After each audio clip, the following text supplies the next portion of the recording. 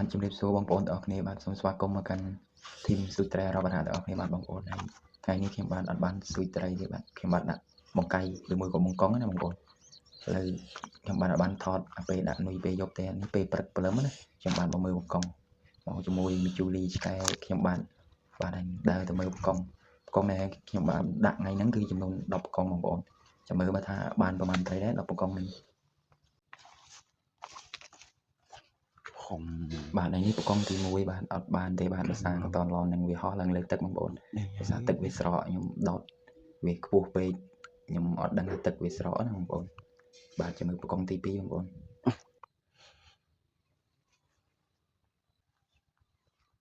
បាទហើយបង្កងទី2ហ្នឹងក៏អត់បានដែរបងប្អូនវាហោះឡើងលើទឹកដែរបងប្អូនអើយស្ដាយយើងដោតវាខ្ពស់ពេកបងប្អូនបាទចាំមើលបង្កងទី3បងប្អូនតោះទៅមើលបងប្អូនគ្នាបាទហើយបង្កងទី3នេះខ្ញុំបានដាក់ទីតាំងផ្សេងបងប្អូនតែវានៅជិតគ្នាទេបងប្អូននៅតាមបន្លាយបឹងណាបងប្អូនបាទនេះហើយ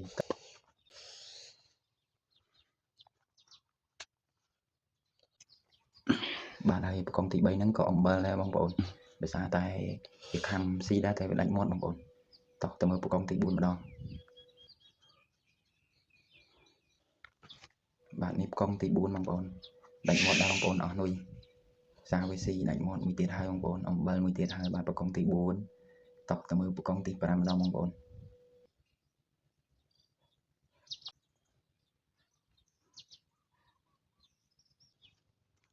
បាទហើយនេះបង្កងទី5ហ្នឹងគឺរៀងស្ដុកបន្តិចហើយបងប្អូនបាទហើយមើលទៅគឺបានត្រីមួយដែរបងប្អូនមើលនោះត្រីតែវាស្លាប់ហើយបែរវា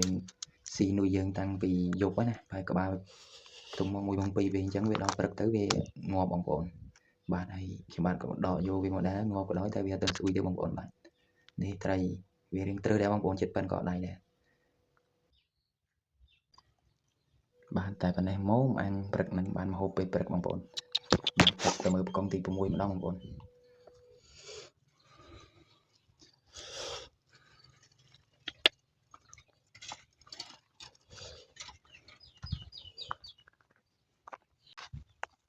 បាទហើយបង្កងទី6ហ្នឹងគឺអំបិលដាច់មាត់ពេលអញ្ចឹងគឺ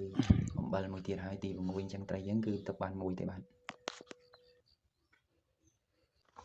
បាទហើយនេះបង្កងទី7បងប្អូនដាច់មាត់ដែរបងប្អូនស្រាប់តែយើងដាច់មាត់អស់3អត់បានត្រីបងប្អូន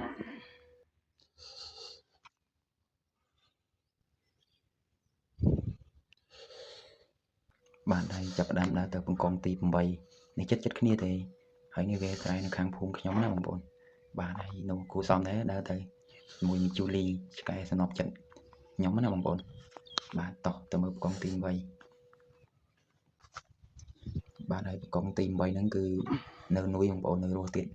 ត្រីវាអត់ស៊ីអញ្ចឹងយើងទៅមើលបង្កងទី9ទាំងអស់គ្នាតោះបាទបងប្អូនបង្កងទី9ហ្នឹងគឺមានត្រីជាប់បងប្អូនតោះមើលត្រីធំកទូចយ៉ាត្រីនឹងធំដែរត្រូវដែរបងប្អូនមើលទៅគឺអណ្ដែងបងប្អូនដែងបាទអញ្ចឹងខ្ញុំបាទលើកវាឡើងលើសិនខ្លាចដាច់មាត់ហ្នឹងបង្កងទី9បងប្អូនបញ្ជាក់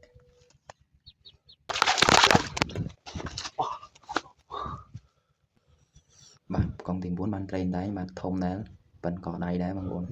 មុំហូបតោះអញ្ចឹងបង្កងទី9គឺបានត្រីមួយទៀតអញ្ចឹងយើងស្រុកអស់បានត្រី2អញ្ចឹងទៅមើលបង្កងទី10បង្កងចុងក្រោយយើងមើលបានអីអត់បងប្អូន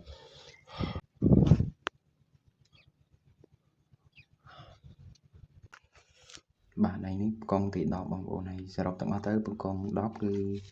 នៅនុយចំនួន4ដាច់មាត់ចំនួន4ហើយបានត្រីចំនួន2បងប្អូនបានត្រីទុក1ត្រី1បងប្អូនបាទហើយនេះបង្កង10បងប្អូនមកគិតទៅបើដាច់មាត់វិញយើងអាចបានដល់6ត្រីបងប្អូនត្រូវអត់បានតែ4ទេតែដោយសារវាដាច់មាត់អស់4បងប្អូនធ្វើម៉េចយើងដាក់បង្កងគឺសម្រេចតាមវាសនាបាទហើយស្រុកស្រែមានតែប៉ុណ្្នឹងឯងបងប្អូនជូលីស្រែជូលីកងដាក់បកាយមានតែប៉ុណ្្នឹងឯងបងប្អូនបាទអញ្ចឹងអរគុណច្រើនបងប្អូនទាំងអស់គ្នាបាទដែលបានទស្សនាវីដេអូខ្ញុំបាទតាំងពីដំបូងរហូតដល់ចប់បាទអរគុណច្រើនជម្រាបលា